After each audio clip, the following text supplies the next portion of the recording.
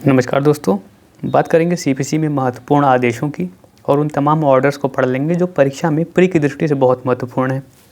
अब देखिए, ये वही ऑर्डर्स दिए गए जो एग्ज़ाम्स में घुमा फिरा के बार बार आ रहे हैं, तो इनका रिवीजन तो बहुत ही अपरिहार्य है, एकदम ऑफ अटमोस्ट इम्पॉर्टेंस आप कह सकते हैं, क्योंकि इसके बिना आप एग्ज़ाम में जा नहीं सकते हैं। ये तमाम प्रश्न वही हैं जो एग्ज़ाम्स में आते हैं। चलिए शुरू करते हैं।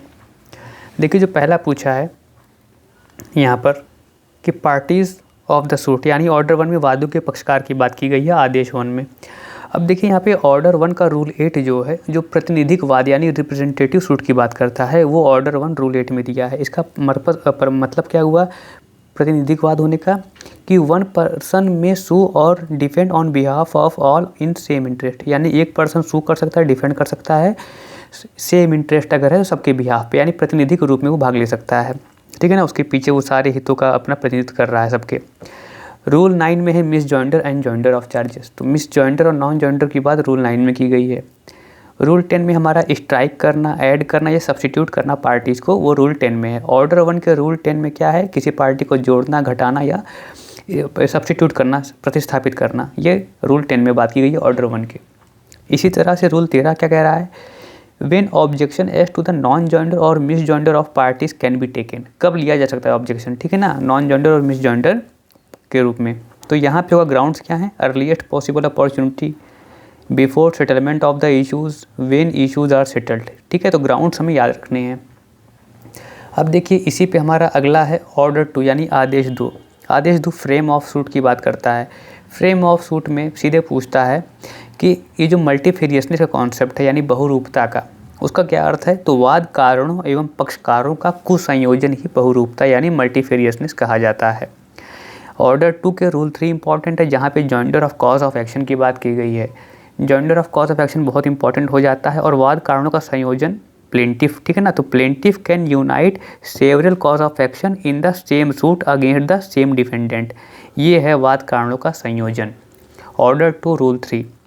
अब देखिए, ऑर्डर 3 इंपॉर्टेंट नहीं है, क्योंकि इसमें क्यों लिखी जाता रहेगा, क्या दिया है ऑर्डर 3 में, तो रिकॉग्नाइज्ड एजेंट्स एंड प्लीडर्स की बात हमारी ऑर्डर 3 में की गई है। अगला प्रश्न देखिए, ऑर्डर 4 पे आते हैं। ऑर्डर 4 में इंस्टीट्यूशन ऑफ सूट्स की बात की गई है। ऑर्डर 4 का रूल 1 क्या कहता है, every suit shall be instituted by presenting a plaint in duplicate to the court. अब इसे हमें पढ़ना है ऑर्डर 7 रूल 11 जो रिजेक्शन ऑफ प्लेंट के ग्राउंड है उसके साथ। तो यहाँ पे देखिएगा, एवरी, पहले क्या कह रहा है ऑर्डर 4 के रूल 1 में, every suit shall be instituted bye presenting a plaint in duplicate, ये डुप्लीकेट कीवर्ड है, ठीक है ना, टू द कोर्ट।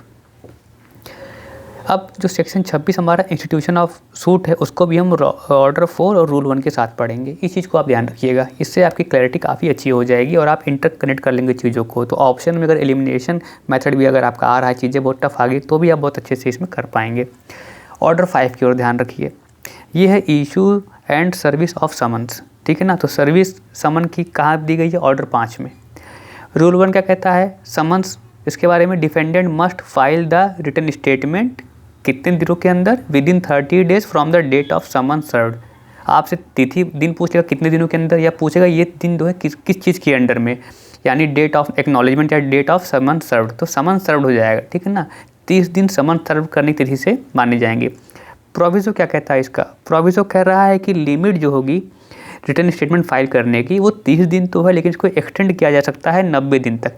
लेकिन जो 90 दिन की अवधि, वो आपको एक रीजनेबल जो देना, रीज़न देना पड़ेगा जिससे कोर्ट सेटिस्फाई हो, यानी कि reason to be recorded in writing, ठीक है।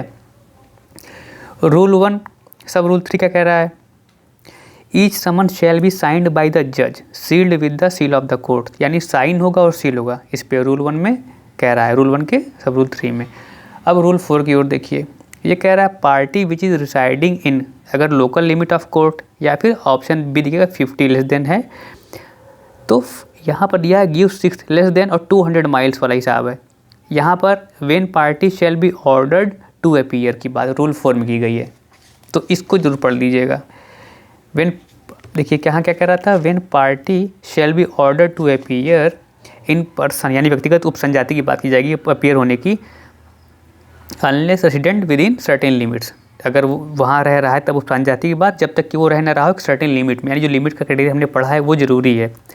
रूल 9 यहाँ कह रहा है delivery of summons by court shall be made at the expense of the plaintiff, यानी प्लेंटिफ के खर्च पे समन्स की तामीली होगी, समन भेजा जाएगा, डिलीवरी जो समन की होगी वो किसके खर्चे पे होगी, प्लेंटिफ के खर्चे पे होगी। 9 एक कह रहा है दस्ती समन। देखिए दस्ती माने ये होता है कि हाथों हाथ देना, ठीक है ना, ये पर्शियन भाषा का दस्ती शब्द है, तो इसका मतलब है हाथ में देना, दस्ती समन। 9A में दिया है, याद रखिएगा 9A में दस्ती समन। रूल 15 कह रहा है सर्विस में be only to an adult member of the family whether male और फीमेल। अब यहाँ पर ध्यान रखिएगा, यहाँ पर एडल्ट मेंबर कह दिया, इतना पर्याप्त है। एडल्ट मेल मेंबर नहीं कर रहा है, इसको ध्यान रखिएगा। सीपीसी में एडल्ट मेल मेंबर की बात नहीं कर रहा है, कोई भी एडल्ट मेंबर होगा उसे हम समन दे देंगे। प्रोविजो क्या कह रहा है, एडल्ट मेल मेंबर में सर्वेंट आएगा, जी नहीं, सर्वेंट कोई मेंबर नहीं है फैमिली का। Servant is not a member of the family with in the meaning of this rule, ये स्पष्ट तौर पर कह रहा है। रूल 20 याद कर लीजिएगा, इसमें प्रतिस्थापन की बात की गई है, प्रतिस्थापित तामील, सब्स्टिट्यूटेड सर्विस की बात की गई। तो सब्स्टिट्यूटेड सर्विस जो वहाँ हमारी है उसमें क्या कहा गया है, when summons cannot be served in ordinary way it will be served by affixing its copy. अब देखिए कहाँ पे कॉपी सर्व करेंगे, कॉपी कहाँ पे एफिक्स करेंगे, भाई मिला तो है नहीं तो हम कॉपी कर लेंगे कोर्ट हाउस में, ठीक है।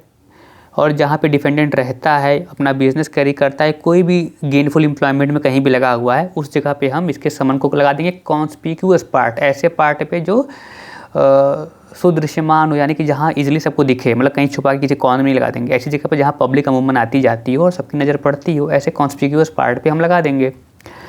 रूल 24 क्या कह रहा है, service when defendant in jail, अगर डिफेंडेंट जेल में है तो ऑफिसर जो इंचार्ज होगा जेल का, उसको हम दे देंगे। 30 में कह रहा है कब जो है सम्मन की जगह पे लेटर देंगे, स्पष्ट कह रहा है कि लेटर तब देंगे हम जब कोर्ट की ओपिनियन में कोई पर्सन जो है वो उसकी जो रैंक है, उसका जो स्टेचर है, उसको देख के कोर्ट को लगता है कि व्यक्ति का जो सम्मान है वो समाज में इतना है कि उसे समन नहीं एक लेटर देना चाहिए, ठीक है। तो इसकी बात ऑर्डर 30 में की गई है, तो यहाँ पे समन नहीं लेटर दिया जाएगा। देखिए ऑप्शन में आपको नोटिस मिलेगा कि उसको समन नहीं नोटिस देंगे, तो इसमें कन्फ्यूज मत हो जाइएगा, लेटर दिया जाएगा। ऑर्डर 6 में है अभिवचन साधारणता, यानी प्लीडिंग जनरली की बात ऑर्डर 6 में की गई है। प्लीडिंग डिफाइन कहाँ है, ऑर्डर 6 के रूल 1 में। इसका मतलब क्या होता है, प्लीडिंग मीन्स प्लेंट और रिटर्न स्टेटमेंट, याद रखिएगा प्लीडिंग का मतलब है प्लेंट या रिटर्न स्टेटमेंट। रूल 2 क्या कह रहा है, ये कह रहा है state material fact not evidence, यानी कि स्टेट मटेरियल फैक्ट की बात करिए ना कि एविडेंस की। प्लीडिंग की आर्ट है, प्लीडिंग का रूल है, ठीक है, याद रखिएगा। रूल ऑफ प्लीडिंग क्या कहता है, ये सारे पॉइंट्स आपको याद रहने चाहिए। प्लीड फैक्ट्स नॉट लॉ, ठीक है। Plead only substantive facts, plead facts not evidence, ठीक है। तो ये तीनों पॉइंट आपको याद होने चाहिए। रूल 14 क्या कह रहा है, pleading shell be signed by the party and his pleader if any, ठीक है ना। रूल 17 देखिए, अमेंडमेंट की बात कर रहा है और अल्टरेशन की बात कर रहा है प्लीडिंग में। तो रूल 17 में अमेंडमेंट एंड अल्टरेशन की बात है, प्लीडिंग की। कहता क्या है, if the amendment in pleading is necessary, ठीक है, याद रखिएगा, अगर प्लीडिंग में अमेंडमेंट नेसेसरी है for determining the real question of controversy between the parties, तो कोर्ट अलाउ कर सकती है किसी भी स्टेज पे on terms and manner as may be just, ठीक है ना। अब देखिएगा किसी भी, यहाँ पे कह दिया ना, कोर्ट में allow it at any stage. अब प्रोविजो पढ़िए, if court satisfied that in spite of due diligence the party could not have raised the matter before the commencement of the trial, the court shall allow amendment even after the commencement of trial। यानी अगर court को लग रहा कि भाई सब कुछ उन्होंने सम्यक सतर्कता की है, सब कुछ कोई लापरवाही नहीं बरती, इसके बावजूद भी ऐसी चूक हो गई है, तो कोर्ट इन्हें अलाउ करेगा अमेंड करने का, उसमें संशोधन करने का, ट्रायल के शुरुआत के बाद भी, कमेंसमेंट ऑफ ट्रायल हो जाने के बाद भी। ये तो था रूल 17 ऑर्डर 6 का। ऑर्डर 6 यानी प्लीडिंग जनरली का अमेंडमेंट कौन कहता है, रूल 17 कहता है। रूल 18 क्या कह रहा है, party who obtains the leave to amend, party जिसको परमिशन मिल गई, अनुमति मिल गई अमेंड करने की, if not amend within 14 days. अब यहाँ पे केवल 14 दिन की डेट दे रहा है कि इसको अमेंड करने के लिए क्या लिमिट दे रहा है, 14 days, he shall not be permitted. अब उसको परमिशन नहीं दी जाएगी अमेंड करने की जब तक कि कोर्ट टाइम एक्सटेंड ना कर दे। बहुत इंपॉर्टेंट चीज़ है ये, देखिए यहाँ पे देखिए 14 डेज़ की बात कह रहा है। अगला आइए देखते हैं ऑर्डर 7, बहुत इंपॉर्टेंट। ऑर्डर 7 प्लेंट यानी वाद पत्र की बात करता है। रूल 1 सीधे कहता है particulars, to be content in plaint, क्या पर्टिकुलर्स कंटेन किए जाएंगे, बहुत इंपॉर्टेंट पोर्शन है, इसको हमेशा ध्यान रखिएगा। क्या क्या पर्टिकुलर्स होते हैं रूल 1 में, उसको पढ़ लीजिएगा। रूल 10 क्या कह रहा है, रिटर्न ऑफ प्लेंट, कब प्लेंट की रिटर्न की जाएगी। देखिए रूल 10 में रिटर्न ऑफ प्लेंट है, रूल 11 में रिजेक्शन है, तो रिटर्न और रिजेक्शन के अंतर को, रूल को समझिएगा। रूल 10 कह रहा है return of plaint, the plaint at any stage of suit be returned to be presented to the court if it should have been instituted. ठीक है ना, अगर प्लेंट रिटर्न की जाएगी to be presented in the court it should have been instituted, यानी कि return करने का कारण क्या है कि ये जिस कोर्ट में प्रेजेंट किया जा रहा है वो प्रॉपर कोर्ट नहीं है। इसका रिटर्न करने का उद्देश्य हमारा यही है कि जो प्रॉपर कोर्ट है जहाँ पे इसे किया जाना चाहिए प्लेस, आप वहाँ पे जाइए। ठीक है, तो यहाँ पे रिटर्न होगी। अगर आप किसी ऐसी कोर्ट में कर रहे हैं जिसको लेने का या संज्ञान लेने का या उसका जुरिडिक्शन नहीं है, तो रिजेक्ट नहीं होगी, रिटर्न होगी। इस चीज़ को ध्यान रखिएगा। ये क्वेश्चन आता है केस लॉ के माध्यम से या किसी एग्जाम्पल के माध्यम से, किसी इलस्ट्रेशन को देख के आपसे पूछ लेगा। ऑर्डर 7 के रूल 10 का सब रूल जो है उसमें क्या कह रहा है, 10 के सब रूल 2 में, ऑन रिटर्निंग अ प्लेंट जज शैल इंडोर्स, जज क्या कहेगा, क्या इंडोर्स करेगा उसमें, date of presentation and return, name of the party जो इसे प्रेजेंट कर रही है और इसको रिटर्न करने का रीज़न क्या है। ठीक है ना, इसमें कौन सी जुरिडिक्शन को लेकर प्रॉब्लम आ रही है, क्या कारण है, क्यों वो इसे एक्सेप्ट नहीं कर रहा है, उसका कारण देगा। ऑर्डर 11 रिजेक्शन ऑफ प्लेंट, क्या ग्राउंड है रिजेक्शन के प्लेंट के, उसको सुन लीजिए। Where it does not disclose a cause of action, जहाँ कॉज ऑफ एक्शन डिस्क्लोज नहीं किया जा रहा है उस प्लेंट में। रिलीफ क्लेम जो की गई है वो अंडर वैल्यू है और प्लेंटिव फेल हो जा रहा है इसको करेक्ट करने में, जो इसको रिक्वायर्ड टाइम दिया गया है उसमें, यानी relief claimed is undervalued and plaintiff failed to correct it within required time by the court. C कह रहा है property valued but insufficiently stamped, अगर इनसफिशिएंटली स्टैम्प्ड है तो भी इसको रिजेक्ट कर दिया जाएगा। Suit barred by the law, यानी कि बार किया गया है, इस सूट को निषिद्ध किया गया है, इसे लाने से रोका गया है, तो भी इसे रिजेक्ट कर दिया जाएगा। ई कह रहा है नॉट फाइल्ड इन डुप्लीकेट, आपने पहले ही पढ़ लिया है ऑर्डर 1 में डुप्लीकेट में फाइल करना है और डुप्लीकेट में फाइल नहीं हुआ है, तो इसे रिजेक्ट कर दिया जाएगा। Plaintiff fails to comply with the provision of rule 9, जो प्रोविजन ऑफ रूल 9 यानी कि प्रोसीजर ऑन एडमिटिंग प्लेंट है उसकी बात जहाँ की गई है उसका कंप्लायंस यहाँ नहीं हो रहा है।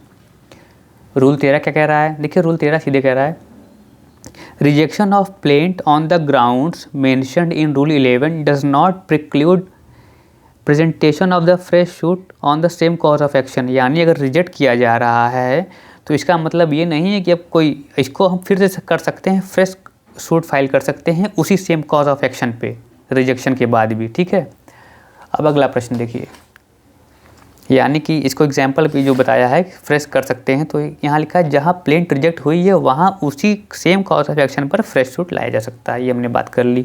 रूल 14 बहुत इंपॉर्टेंट है ऑर्डर 7 का, ये कह रहा है where a plaintiff sues upon a document और relies upon document in his possession और power in support of his claim, such document and its copy shall be presented in the court along with the plaint, यानी जो document जो दस्तावेज आप अपने पक्ष को मजबूत करने के लिए उसे साबित करने के लिए रख रहे हैं वो डॉक्यूमेंट भी जो आप इसे कोर्ट में उसकी कॉपी को भी प्रेजेंट करेंगे प्लेंट के साथ ही, रूल 14 कह रहा है।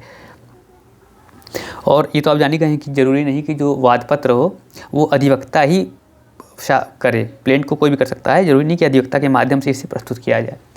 ऑर्डर 8 में आइए, written statement, set off and counter claim. Written statement rule 1, set off rule 6, counter claim rule 6A। Rule 1 कह रहा है written statement the defendant shall within the 13 days, ठीक है 30 दिन, written statement defendant shall within 30 days from the date of service of summons on him present a written statement of his defence. तो written statement 30 दिन, service समन मिलने के 30 दिन के अंदर जो है अपने डिफेंस में रिटर्न स्टेटमेंट जारी करेगा। और रिटर्न स्टेटमेंट का अर्थ है वादी, यानी प्लेंटिफ के दावे का प्रतिवादी द्वारा उत्तर। प्रोविजो देखते हैं, प्रोविजो कह रहा है if defendant fails to file written statement within 30 days, तो 30 दिन में नहीं कर पा रहा है, इसको भी देंगे हम 90 दिन का समय और सर्विस ऑफ समन के बाद, ठीक है ना। लेकिन वही रीजनेबल ग्राउंड्स वाला हिसाब जो है उसको रिकॉर्ड करेंगे राइटिंग में, जहाँ भी 30 दिन के बाद 90 दिन का समय दिया गया है तो कोर्ट उस ग्राउंड को रिकॉर्ड करता है, इसको आप समझ गए होंगे। रूल 1A क्या कह रहा है defendant shall in support of his defence और क्लेम फॉर सेट ऑफ और counter claim produce the document when written statement is to be presented by him at the same time deliver the documents and copy thereof to be filed with written statement. यानी जब counter claim की बात होगी या set of की बात होगी तो उस समय भी आप दस्तावेज अपने रिटर्न स्टेटमेंट के साथ प्रस्तुत करेंगे उसकी कॉपी को। ठीक है, 2 को देखिए, अभी हम रूल 1A की ही बात कर रहे हैं, इसके सब रूल है ये। 2 क्या कर रहा है, if documents not in his possession और पावर, उसके डॉक्यूमेंट जो प्रस्तुत कर रहे हैं उसके पोजेशन में नहीं, उसके पावर में ही नहीं है, तो उसके नेम प्रस्तुत करेगा जिनके पोजेशन या पावर में ये हैं। तीसरा देखिए, document ought to be produced can only be received in evidence at the hearing of the suit by the leave of the court.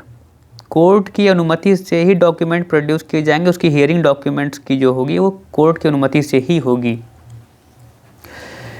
4 देखिए, this rule shall not apply to documents, कौन सा, produce for cross examination. देखिए अब ये documents वाली जो बात हमने पढ़ी है ये इन डॉक्यूमेंट्स पे नहीं अप्लाई होंगे। वो डॉक्यूमेंट जो क्रॉस एग्जामिनेशन प्लेंटिफ करने के लिए प्रस्तुत हुए या विटनेस के क्रॉस एग्जामिनेशन के लिए प्रस्तुत हुए हैं या फिर हैंड ओवर किए गए किसी विटनेस को उसकी मेमोरी रिफ्रेश करने के लिए, तो उनमें ये जो नियम है वो अप्लाई नहीं होगा।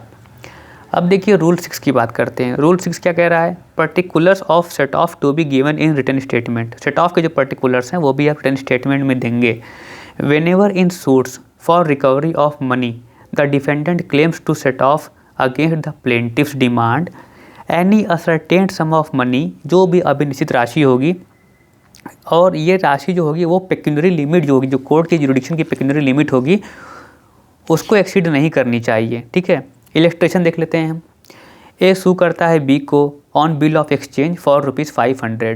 ठीक है, B holds a judgment against A for ₹1000। The two claims being both definite pecuniary demands में भी सेट ऑफ। देखिए क्या कब सेट ऑफ होगा, डिफिनिट है क्लेम, पेक्यूनरी डिमांड भी है और इसको सेट ऑफ किया जा सकता है,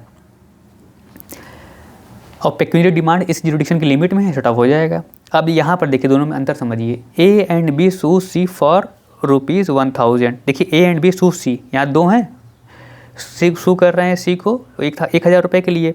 सी can not set off a debt due to him by A Elon.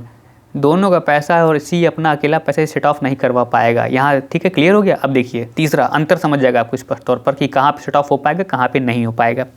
यहाँ कह रहा है ए सूज बी एंड सी। देखिए ए सूज बी एंड सी, यहाँ पर ए एंड बी सूज सी है, यहाँ A sues B and C for ₹1000।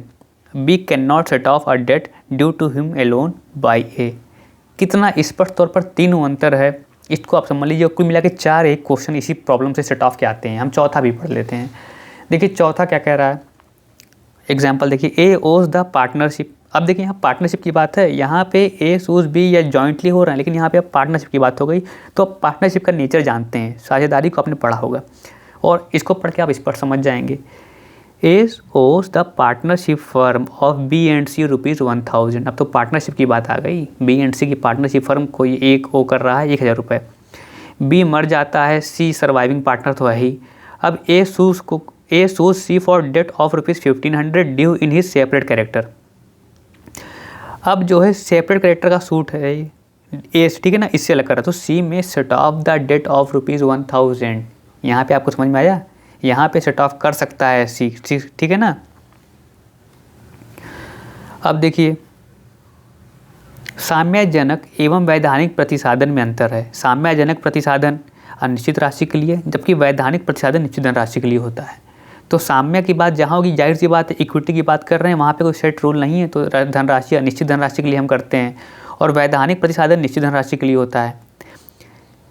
यदि किसी मामले में प्रतिवादी प्रतिदावा उठाता है, वादी का वाद रोक दिया जाता है, वाद या खारिज कर दिया जाता है, तो प्रतिदावा जारी रहेगा।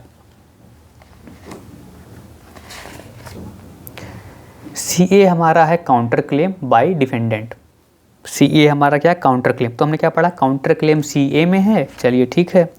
अब हमने सेट ऑफ कहाँ पढ़ा था बताइए, CA counter claim, 6 set of, 1 return statement. तो इसे आपको याद रहना चाहिए, ठीक है ना। रिटर्न स्टेटमेंट पहले है, फिर 6 में सेट ऑफ है, उसके बाद 6A में काउंटर क्लेम है। आगे आइए, यहाँ हमने पढ़ लिया। अब हम आते हैं ऑर्डर 9 में।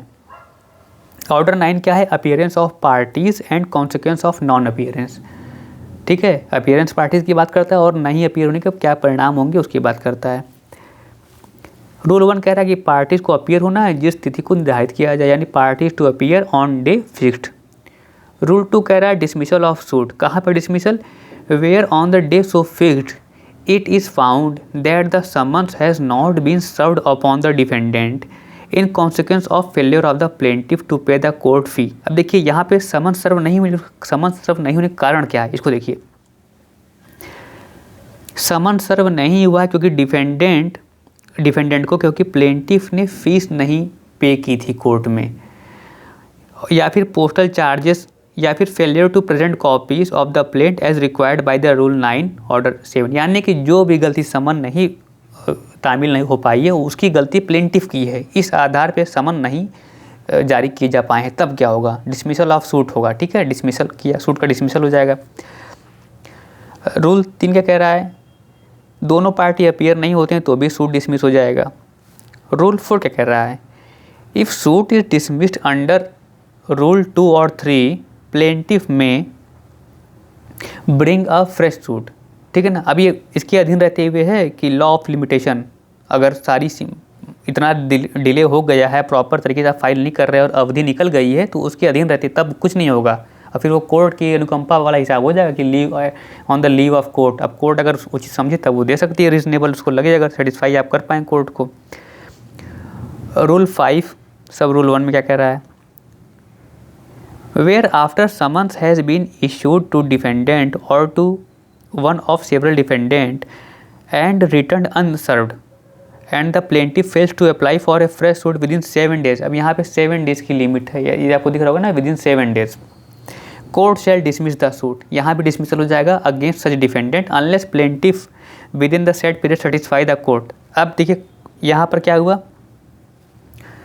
समन इशू के डिफेंडेंट को, या फिर कई डिफेंडेंट थे वहाँ पर एक डिफेंडेंट को, और लेकिन वो सर्व नहीं हो पाया, उसके तामील नहीं हो पाई और वापस आ गया बिना सर्व हुए। अब plaintiff apply fresh suit apply नहीं कर पाता 7 दिन के भीतर, तो कोर्ट डिसमिस कर देगा सूट को उस डिफेंडेंट के अगेंस्ट में, लेकिन यहाँ पर कुछ उसको छूट दी गई है प्लेंटिफ को। प्लेंटिफ को कहा गया है कि भैया कोर्ट को सेटिस्फाई करो, क्या सेटिस्फाई करो, कि he in spite of his best endeavours fails to discover defendant residence, की बहुत प्रयास किया, मैंने अपना सर्वोत्तम प्रयास किया लेकिन डिफेंडेंट का निवास हमें नहीं पता चल पाया। चलिए ठीक है। दूसरा ग्राउंड क्या हो सकता है, such defendant is avoiding service. Service तो तब होगी ना, समन तब तो सर्व होगा ना जब डिफेंडेंट चाहता होगा इसे लेना, डिफेंडेंट तो खुद बच रहा है समन से, ये साबित कर दे रहा है। सी कह रहा है if any other sufficient cause for extending the time, या फिर कोई और कॉज है टाइम एक्सटेंड करने के लिए, इन विच केस कोर्ट में extend the time for period. ठीक है, ये दोनों कॉज के अलावा कोई और भी कारण देता है कि टाइम एक्सटेंड कर दीजिए तो कोर्ट एक्सटेंड कर देगी, लेकिन यहाँ पर अभी पीरियड ऑफ लिमिटेशन के अधीन रहते हुए ही है फ्रेश सूट की बात जो की गई है। अब देखिए रूल 6 पे आते हैं। रूल 6 कह रहा है procedure when only plaintiff appears, तब क्या होगा जब केवल प्लेंटिफ आ रहा है।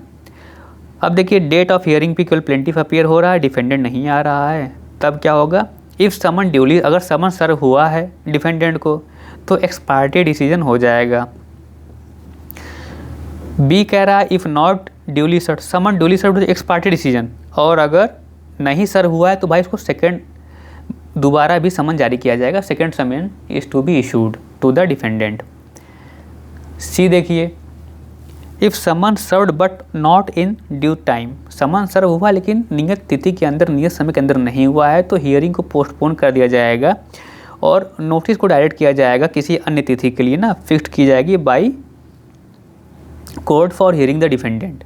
यानी कि इफ़ समन सर्व्ड, समन तो सर्व हुआ है बट ड्यू टाइम में नहीं हुआ है तो पोस्टपोन हो जाएगी हियरिंग को, and court direct the notice for such other day as fixed by court for hearing the defendant. 2 पे आते हैं। ये कह रहा है if summon was not duly served, ठीक है ना, समन ड्यूली सर्व नहीं हुआ है और not served in sufficient time, duly serve नहीं हुआ है, सफिशिएंट टाइम में सर्व नहीं हुआ है, किसके कारण से, प्लेंटिफ की गलती के कारण से, प्लेंटिफ के डिफ़ॉल्ट के कारण से, तो he shall pay the cost occasioned by the postponement. तो ये जो पोस्टपोनमेंट की गई है इसकी जो कॉस्ट कौन बियर करेगा, ये प्लेंटिफ ही बियर करेगा क्योंकि गलती इसकी है। रूल 8 क्या कह रहा है, तब क्या प्रोसीजर होगा, जब केवल डिफेंडेंट ही आ रहा है, जिसने केस फाइल किया है, जिसने सूट फाइल किया वही नहीं आ रहा है, केवल डिफेंडेंट आ रहा है, यहाँ पर सूट को डिसमिस कर दिया जाएगा। लेकिन अगर वो क्लेम एडमिट कर रहा है, ठीक है ना, या फिर क्लेम तो कोर्ट डिक्री अगेंस्ट पास कर देगा उसके एडमिशन पे, और जहाँ पर वो एडमिट कर रहा है केवल कुछ पार्ट को कि ये हम पे कहा गया है प्लेंट में, हम इतना पार्ट मान रहे हैं, तो जितना पार्ट वो मान रहा है उसको उसमें जो है उस पर डिसीजन आ जाएगा, बाकी रिमाइंडर जो है केवल मैटर बचेगा। यानी इसको अगर पढ़ के गए तो सूट शैल बी डिसमिस्ड अगर only defendant is being appear. If he admits the claim, court shall pass decree against him upon such admission, and where he admits only a part of the claim, court shall dismiss the suit so far as it relates to the remainder. जितने पे admit किया उस पर तो decree pass कर देगा, और जितने पे नहीं किया उस पर डिसमिस कर देगा रिमाइंडर, ठीक है ना। बात के लिए रूल 13 क्या कह रहा है, setting aside ex parte decree against defendant. X parte decree set aside करना डिफेंडेंट के अगेंस्ट में, कब, इसकी बात रूल 13 में की गई है। लेकिन if defendant satisfies the court and give sufficient cause, अब ex parte decree against defendant के खिलाफ पास हुई है, लेकिन अगर डिफेंडेंट सेटिस्फाई कर जा रहा है एंड गिव सफिशिएंट कॉज, पर्याप्त कारण दे रहा है, then court shall make an order setting aside ex parte decree. तो एक्स पार्टी डिक्री को कोर्ट जो है सेट असाइड कर देगा अग्रीम ऑर्डर, आगे आने वाले ऑर्डर से। प्रोविजो क्या कह रहा है देखिए, if decree is of such nature that it can not be set aside, अगर डिक्री इस नेचर की जो सेट असाइड नहीं की जा सकती है उस डिफेंडेंट के खिलाफ, तो इसे सेट असाइड कर दिया जाएगा। जैसे मान लीजिए कई डिफेंडेंट है और डिफेंडेंट जो आया उसने जिसके खिलाफ एक्स पार्टी डिक्री हुई है, ऐसा नेचर है डिक्री का कि वो किसी एक डिफेंडेंट के खिलाफ सेट असाइड नहीं की जा सकती है। तो अब देखिए यहाँ पर क्या होगा, इसको जो है सारे जो डिफेंडेंट उनके अगेंस्ट में सेट असाइड किया जा सकता है इस आधार पर। प्रोविज़ो क्या कह रहा है इसको देख लेते हैं। प्रोविज़ो कह रहा है कि अगर कोर्ट सेटिस्फाई हो जाती है कि जो defendant had notice of the date of hearing and had sufficient time to appear and answer the plaintiff's claim, then court shall not set aside. यानी कि डिफेंडेंट को अगर कोर्ट की नज़र में ये आता है, कोर्ट संतुष्ट हो जाती है इस चीज़ में कि भाई इसके पास पर्याप्त कारण थे, पर्याप्त समय था, पर्याप्त अवधि थे, पर्याप्त जानकारी थी कोर्ट में उपस्थित होने की, लेकिन ये उपस्थित नहीं होता है, तब कोर्ट सेट असाइड नहीं करेगी डिक्री को एक्स पार्टी केवल इस आधार पर, क्योंकि यहाँ पे रेगुलरिटी है सर्विस ऑफ समन्स को लेकर के, गलती आपकी है और सर्विस ऑफ समन की आप दुहाई यहाँ पर दे रहे हैं तो ये नहीं चलेगा, ठीक है। इस चीज़ की बात की गई है। ऑर्डर 10 से हम अगली वीडियो में बात करेंगे। ऑर्डर 10 कुछ विशेष नहीं है, ऑर्डर 10 के बाद जो तमाम हैं कुछ महत्वपूर्ण प्रश्न हैं, यहाँ से हम अगली वीडियो में आपको देखेंगे, क्योंकि बहुत से महत्वपूर्ण अभी भी बचे हुए हैं। धन्यवाद, शुभकामनाएं, आप मेहनत करें, आप सफल हों।